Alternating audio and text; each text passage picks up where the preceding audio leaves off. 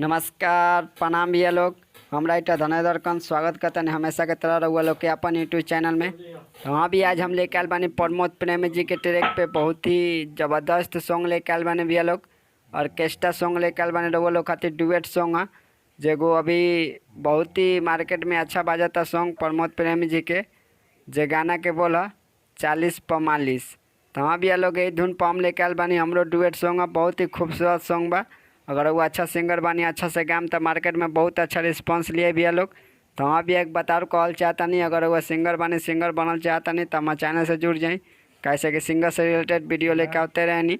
गाना कैसे लिखल जाला, गाना में तुकबंदी कैसे मिलावल जाला, डेली नया नया सॉन्ग वो लोग खातिर लेके आते रहनी। तो हमारे चैनल के सब्सक्राइब कर लिया, बेल आइकन कॉल करके घंटी के दबा दी। तो चलिए लोग बिना स्किप किए वीडियो के स्टार्ट करल जाओ। तो चलिए लोग रउआ लोग के पढ़ के बता दी, बाद में डेमो गा देम। तो चलिए लोग स्टार्ट करल जाओ।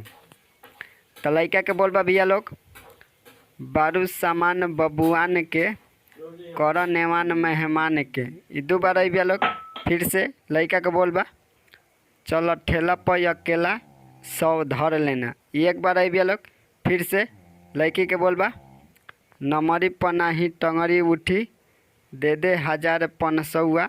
एक बार भैया लोग फिर से ऊपर आके धर लेना शेयर तनी कर लेना। ये नीचे वाला दो बार भैया लोग। तो चलिए लोग रउआ लोग के डेमो गा के सुनाम तो रउआ लोग समझ जाए हम लोग। तो चलिए लोग डेमो गा के सुना दे, स्पष्ट हो जाए। तो चलिए लोग स्टार्ट करल जाओ। बारू सामान बबुआन के करने वाला मेहमान के, बारू सामान बबुआन के करने वाला मेहमान के। हाँ चल ठेला पर अकेला 100 धर लेना।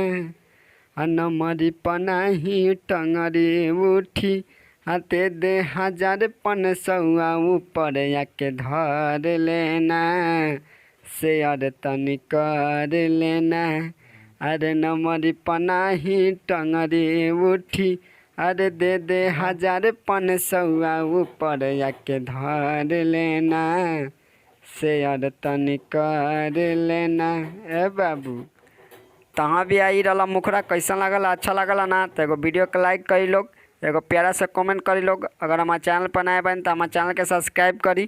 तहाँ भी आई ई सॉन्ग कल शाम के 5 बजे रिलीज हुई। तो रउआ लोग तैयार है हम लोग के तैयार है अपन कमेंट करके राय जरूर दे हम लोग।